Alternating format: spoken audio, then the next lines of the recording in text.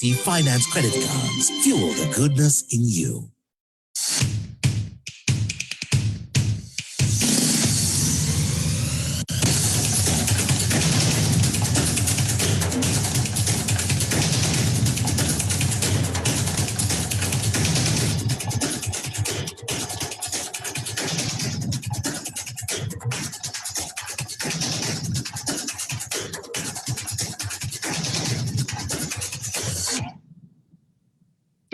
Display your brand message on digital screens at prime locations. The digital advertising network in Sri Lanka. India. Get the Lights 87 app right now and never miss a moment. Better keep listening. Head over to the Apple App Store or Google Play now. 87.8 and 87.6 island-wide. Light 87. Get the Lights 87.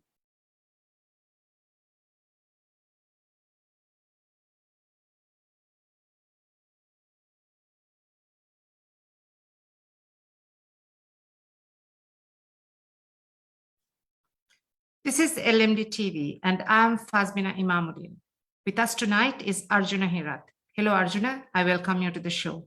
Hi, thank you. Competitiveness has almost taken on a new meaning in today's world, and businesses are challenged to differentiate their goods and services in the marketplace. Could you talk to us about how a business can build a strategy that would help it stand out?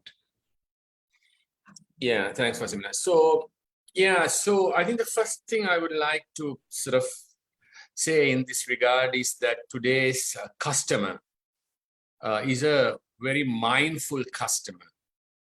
When I say mindful, it is about he or she is well informed,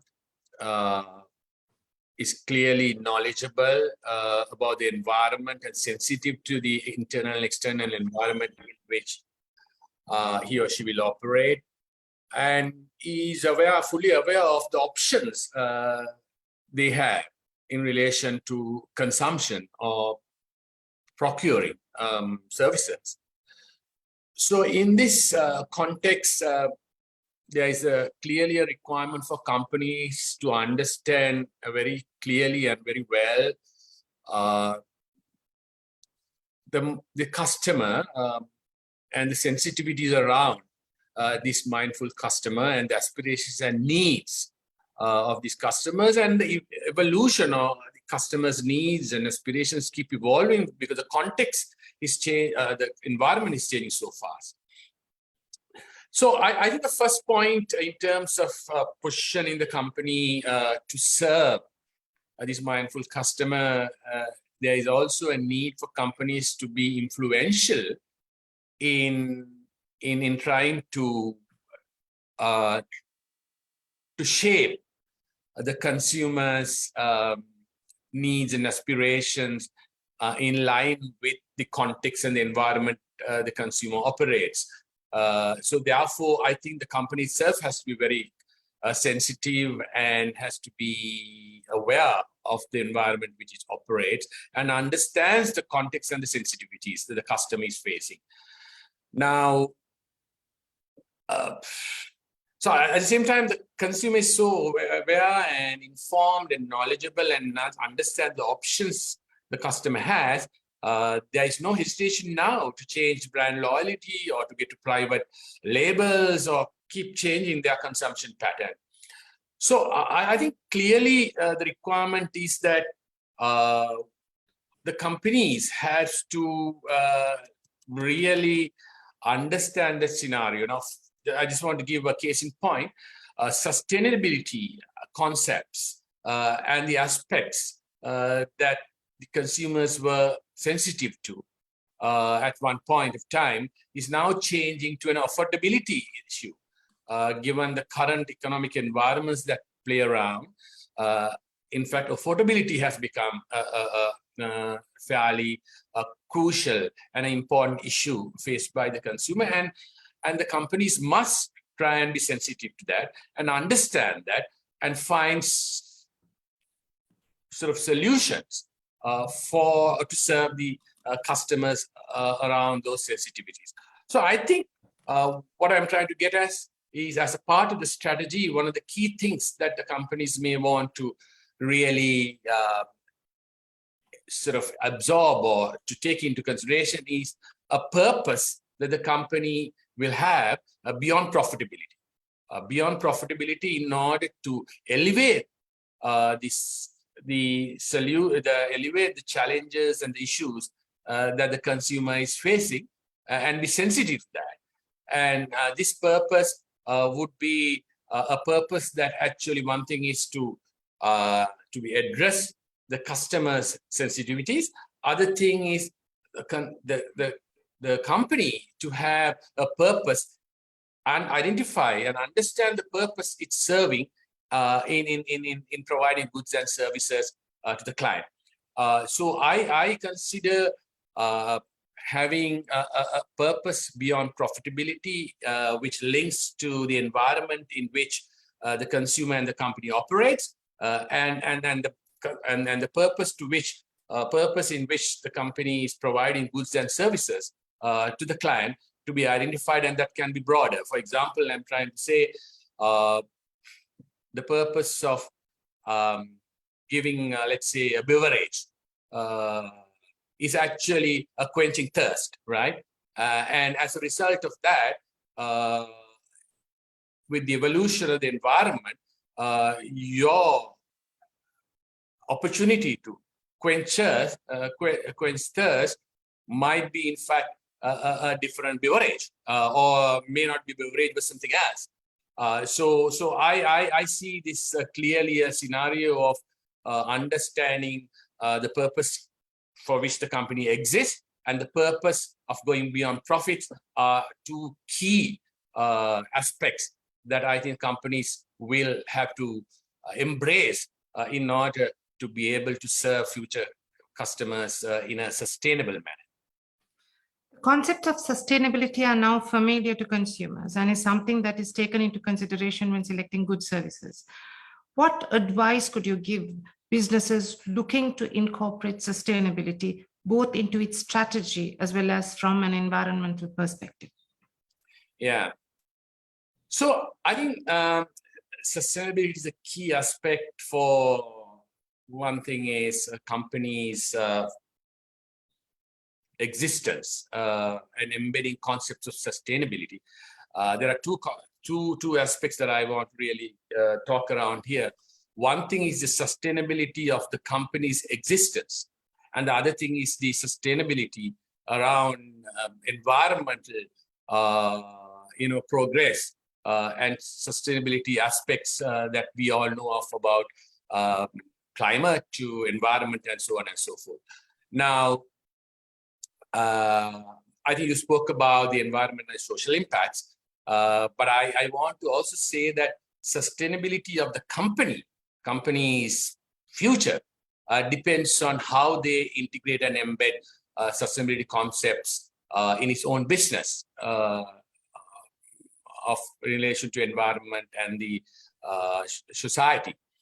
Now, so first thing that I would like to say in this regard is that the company needs to ensure that they see this as a business strategy and not as a sort of a CSR aspect, because there is so much opportunity for companies to achieve growth through embracing sustainability concepts, creating cost-saving efficiencies, building trust with stakeholders, and stakeholders would mean consumer, your other stakeholders, suppliers, the credit, the people who provide funds, to be able to create that trust because you are more socially conscious.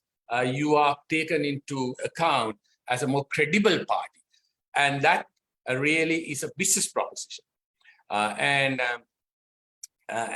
this actually will work towards enhancing companies' reputation and business growth. I really would like to bring out some concepts around this here.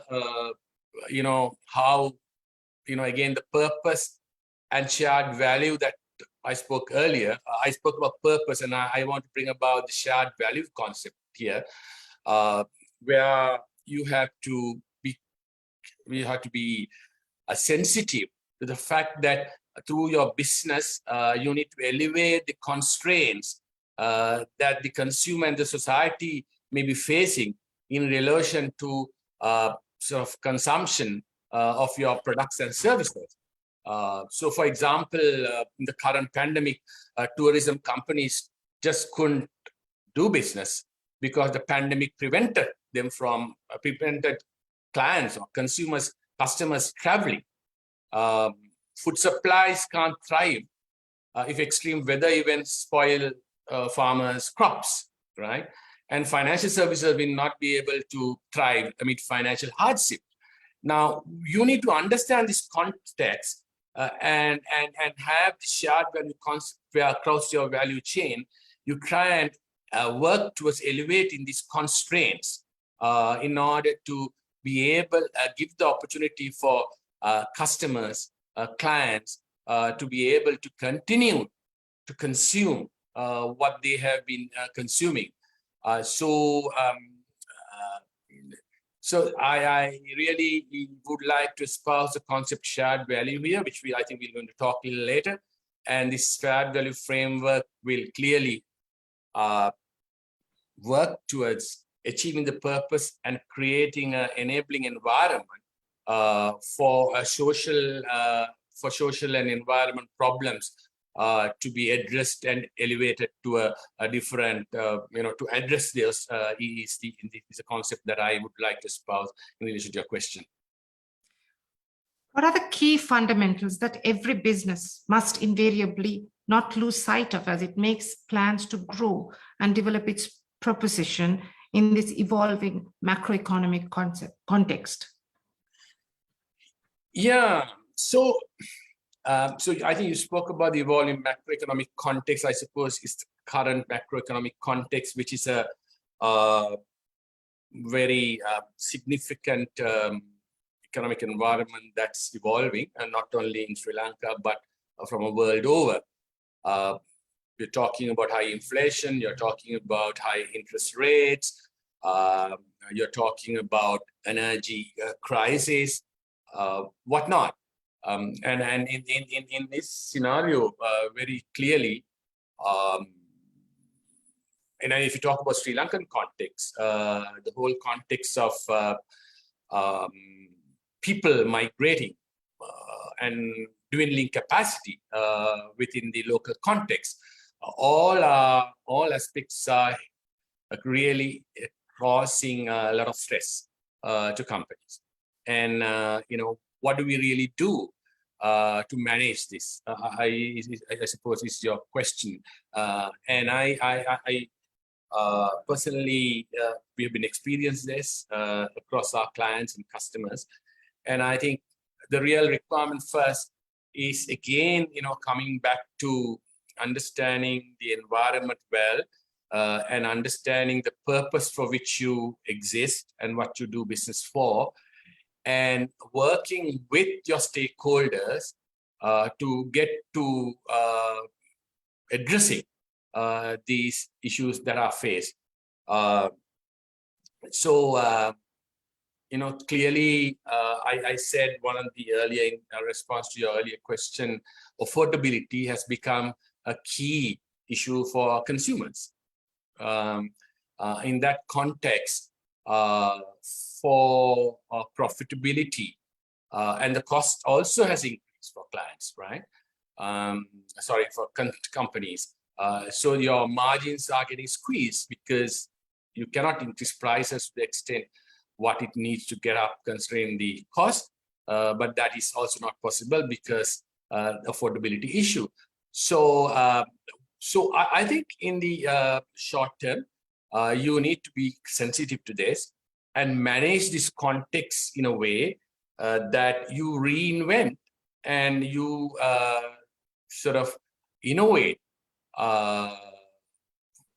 with the concepts of purpose I spoke about and the concept of shared value I spoke about, and get to solutions to address these challenges that the consumer is facing.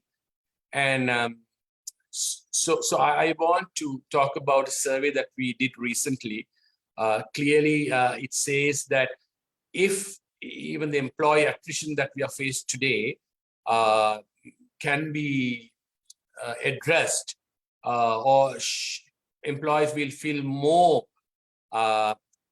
aligned to sustain a temporary sort of stress situation if they understand the purpose in which the organization works. And then they also say, in this survey, clearly it was very clearly felt that business transformation, business innovation will be a greater success if it's clearly understood by people, the efforts by the company to integrate the challenges that the consumer is facing, and then so on and so forth. So I think that clearly a scenario is that for future business sustainability, the companies may really reinvent and innovate to sustain the current and manage the current situation. That's possibly the way to really look at this. Can you elaborate on the concept of open book management, please? And how can businesses pivot to incorporate such concepts? What changes would they need to make to their operational models? Yes, sure. So again, an open book concept is all about, you being transparent and sharing information of the business with your employees. Generally, you will realize that companies tend to be protective of their information on a need-to-know basis. They provide it only to the senior managers and the leadership team. And a lot of the time, decisions are made based on this information, actions are being taken, and a lot of the time employees are not, doesn't have clarity and transparency why certain actions are being taken. And this causes a disconnect between employees and the management. And this concept of the open book concept, open book management concept, is that you are transparent about your business information, your financials, your accounts, your budgets, your forecasts with all employees, and get them into confidence and actually have them participate in the decision-making process as much as the managers would do.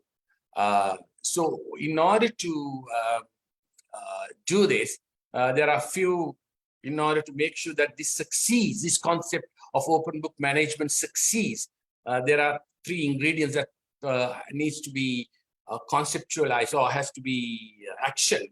One is that, as I said clearly, it has to be shared among all employees. The information, that information would be everything from budgets, forecasts, financial goals.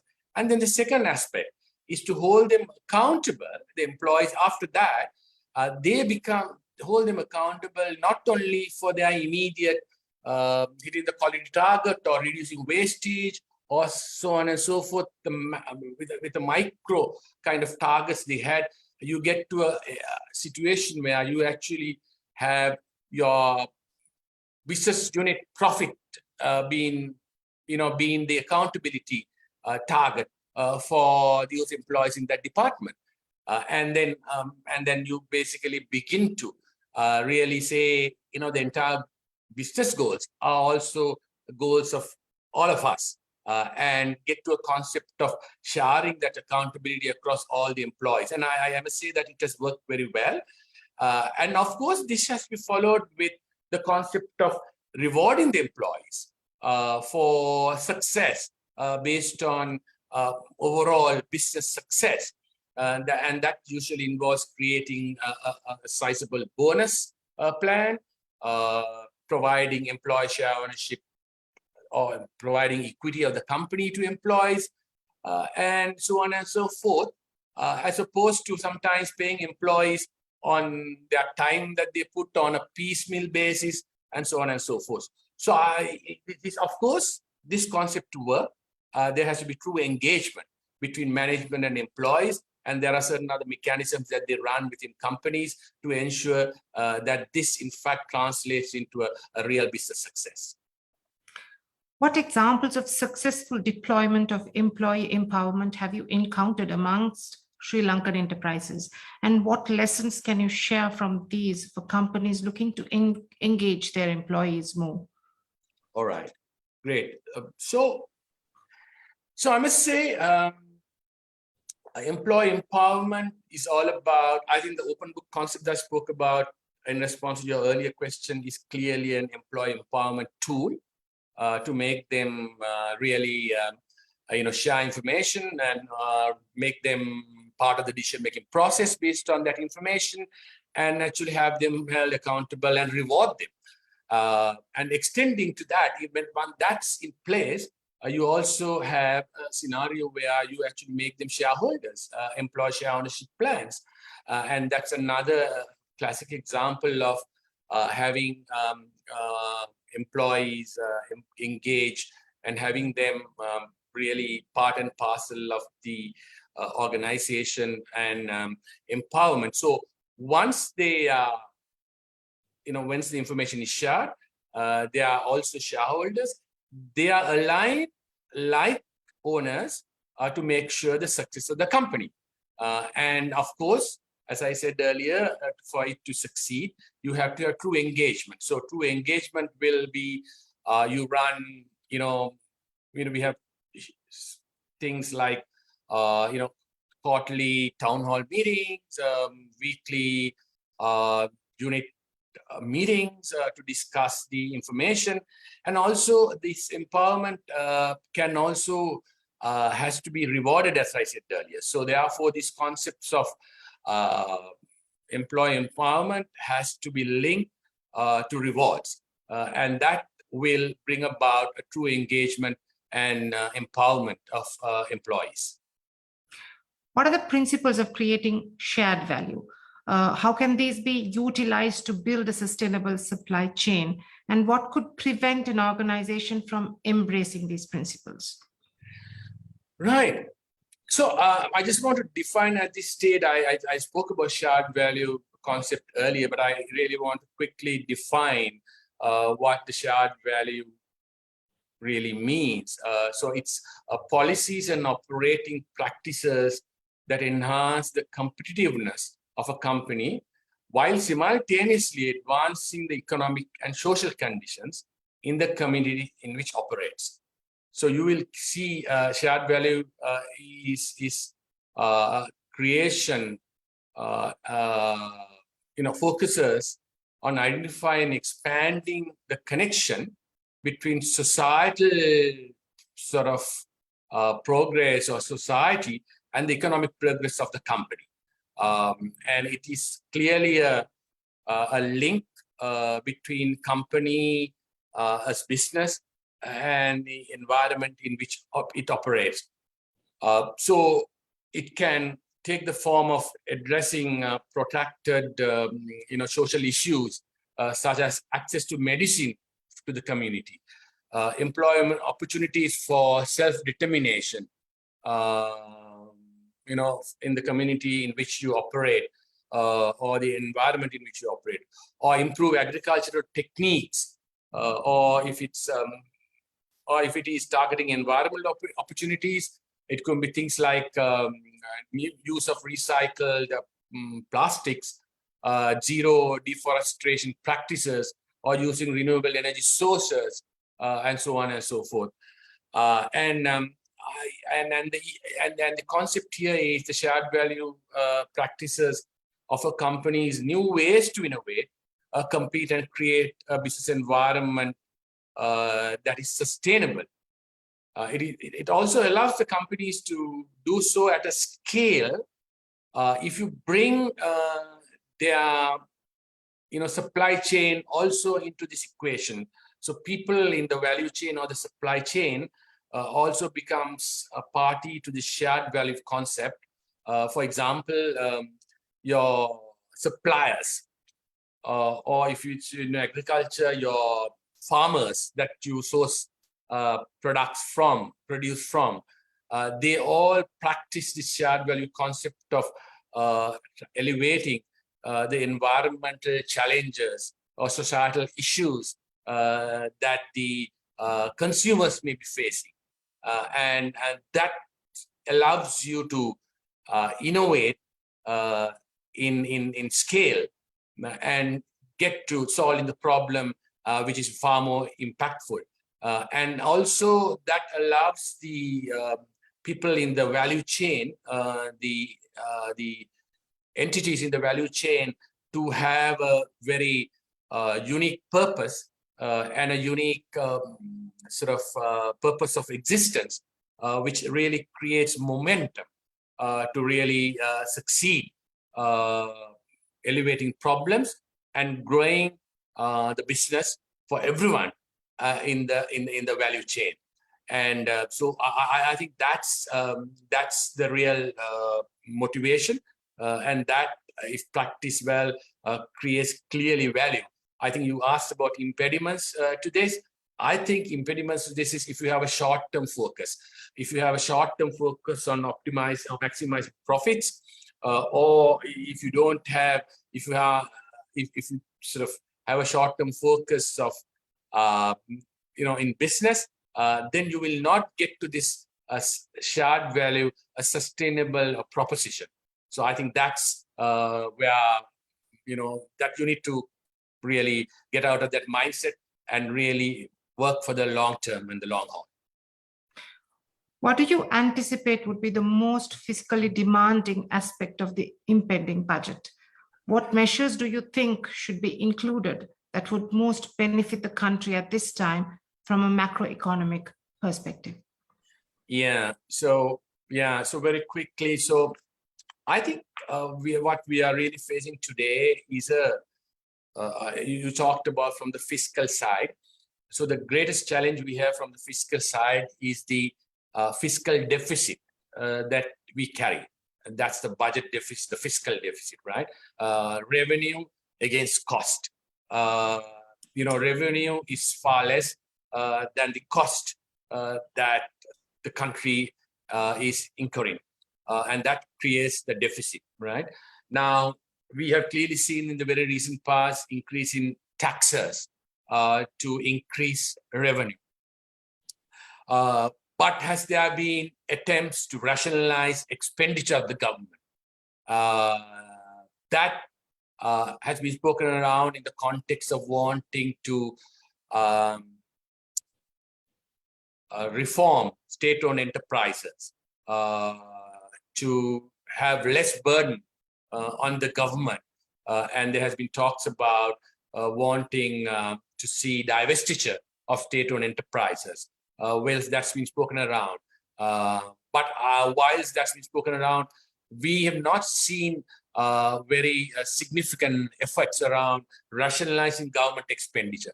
I think in order to increase credibility on the tax reform side, increasing tax, it is imperative that we have rationalization of government expenditure so that people will buy into the concept of we need to clearly support the attempts by the government to recover from a real serious situation we are in. In order to do that, people need to feel that it's a genuine effort from all parties. If it's only taxing people and not attempting to reduce rationalize government expenditure, the credibility of the efforts are not there. So I feel the real challenge to government is to show that sincerity in rationalizing the government expenditure and bring about some credibility to the budget that's going to be presented, as well as get the buy-in of the people. You have been featured in LMD's Refresh Sri Lanka edition last month and have said that a desirable value system must be inculcated and preserved by the torchbearers of the society. As professionals are such torchbearers, how can they lead by example so that youngsters will be inspired to follow their lead? All right. So, as you know, very clearly, youngsters follow elders to personalities, opinion leaders in society, and how they conduct themselves is clearly something that has an impact on the next generation. And as professionals, as you very right say, whilst everyone has to behave or conduct themselves in a very professional manner, but the professionals itself who are professionally qualified, who are known to be professionals, has to clearly follow practices, principles, values that actually sets the trend. And I think they should lead by example in order to correct this society. A lot of the time, the professionals are regulated by professional institutes and associations, and it is that that possibly, to some extent, brings the professionalism in that profession and those professionals.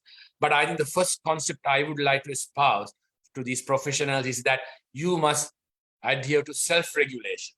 There is no need for a third party to have regulations on you, and you actually try and advise they need to be there, but you need to self-regulate yourself, to behave ethically, to have right values, and conduct yourself in the society in the right manner.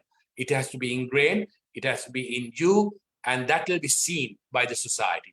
And if you have many people behaving in this manner, there is no doubt that this society will change.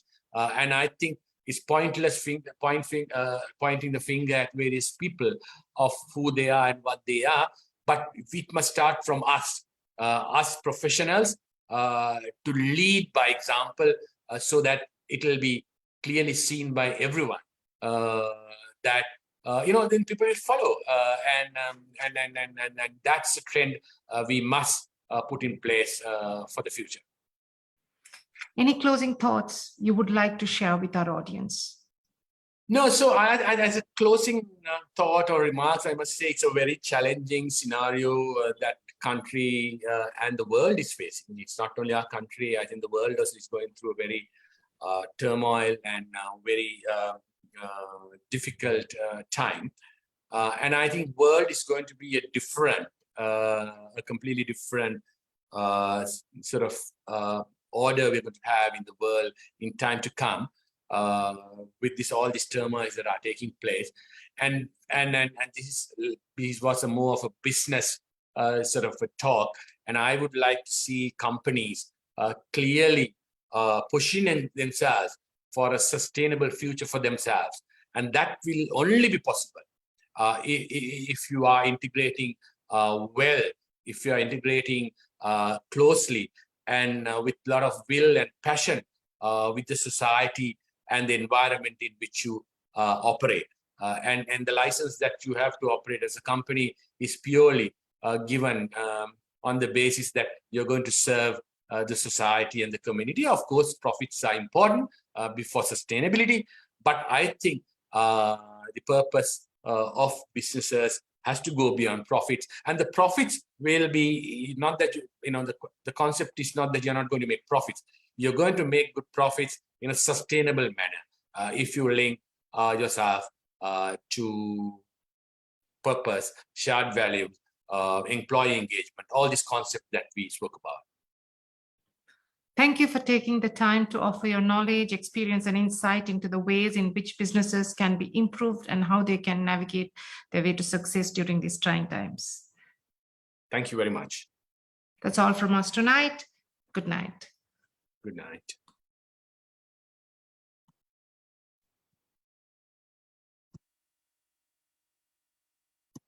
Don't forget to subscribe to our YouTube channel and follow us on Facebook and Twitter. Thank you for watching and stay safe.